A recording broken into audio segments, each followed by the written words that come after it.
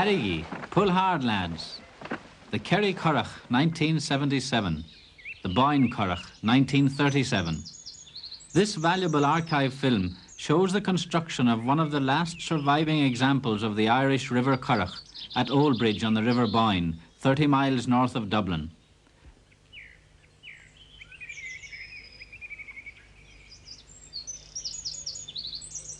Its framework is of hazel rods, and it has a gunwale of woven sally twigs.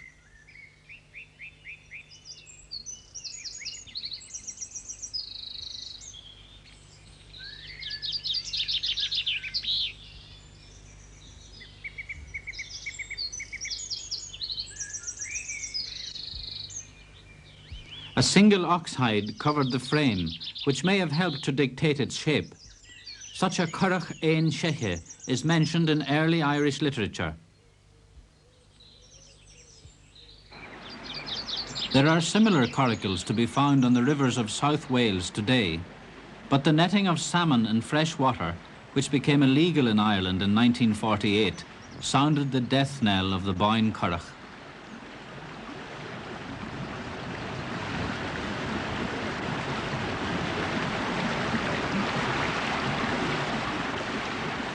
The shallow draft and manoeuvrability of this curragh enabled it to get right in under the weir and avoid the undertow.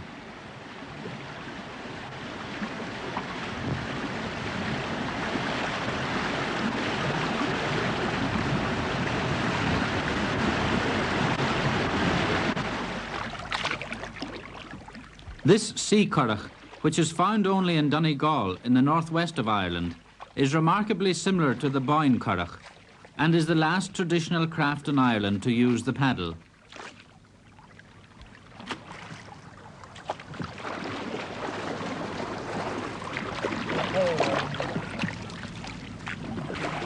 James McGonigal brought this curragh with him from Oe Island when he settled at Kincasla on the mainland 3 years ago.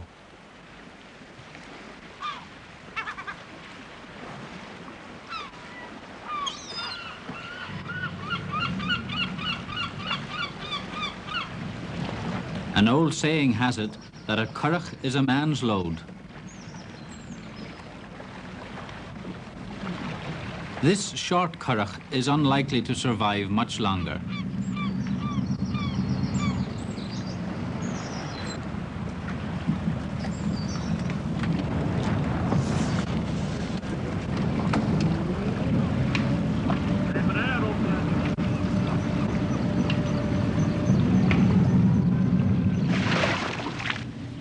A larger rowing curragh, measuring up to 20 feet, also survives in North Donegal.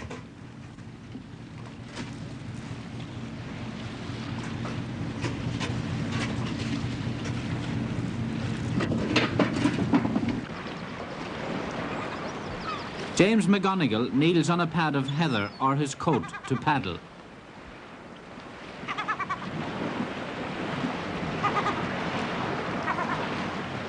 The small curragh is the ideal craft for hauling lobster pots, which have to be set as close as possible to the rocks. In the last century, it was made of hazel rods covered by ox hide, horse hide, or even sealskin, somewhat like the Boyne curragh. Now, however, the framework is of oak laths with a gunwale also of wood and a covering of tarred canvas. A bottle of holy water is always carried to ward off disaster.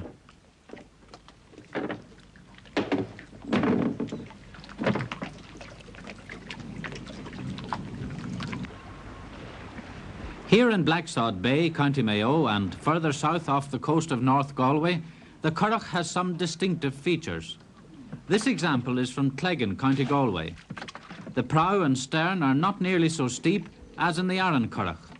It is shallower, and its profile is less extreme. Planks set close together replace the laths used elsewhere. Though still canvas covered, the locals claim this gives it more protection from the rocks. In North Mayo, the oar pivots between two thole pins.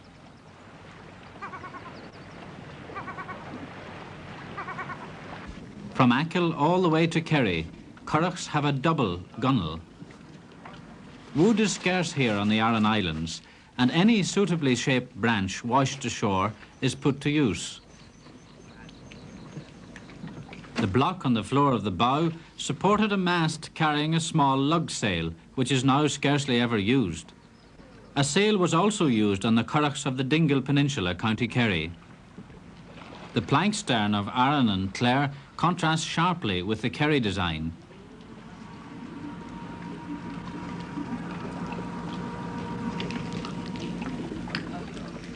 These bladeless oars, pivoting on a single thole pin, have their only parallel outside Ireland in Portugal and Madeira.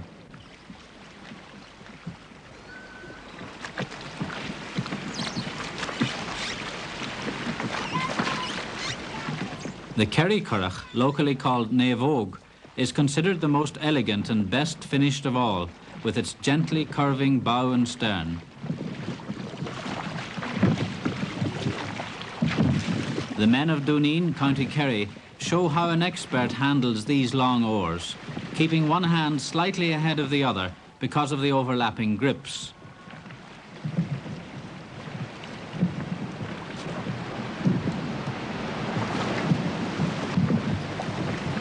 From the Cuas, beneath the shoulder of Mount Brandon, St. Brendan is reputed to have sailed the Atlantic in a hide-covered curragh in the 6th century. The craft of curragh making is still carried on in the village of Ballinvourig nearby.